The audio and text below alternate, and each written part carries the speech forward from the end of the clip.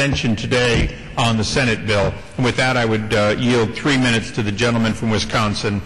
The gentleman from Wisconsin is recognized for 3 minutes. Mr. Speaker, I thank the gentleman from California for yielding to me.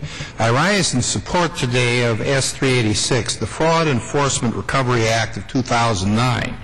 I am particularly pleased that the bill amends certain provisions of the False Claims Act, which allows private individuals with knowledge of past or present fraud committed against the government to file claims against federal contractors. We need the False Claims Act as it is the principal tool of law enforcement to combat fraud against federal programs.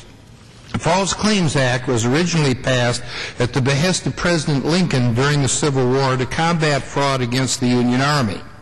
The act has been amended several times since then, with President Reagan signing the most recent bill in 1986, and an update is overdue.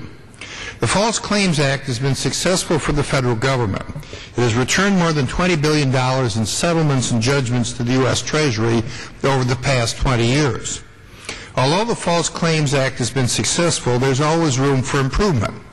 Several federal courts have applied and interpreted provisions of the FCA in ways that have substantially weakened the law.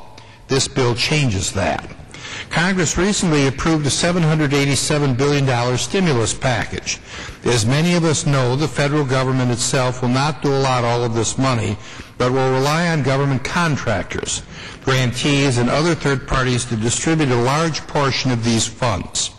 With the U.S. government relying on private contractors to disperse funds from everything from our Medicare prescription drug program to our war efforts in Iraq to the stimulus money, billions of federal dollars are now in jeopardy. The bailouts that Congress is approving left and right, without proper transparency or accountability, only adds to the amount of government funds in jeopardy from the fraudsters.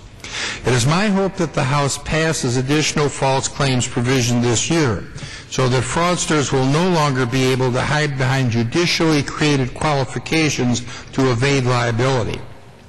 Especially in these challenging times, there is no patience for individuals making false claims and benefiting from them.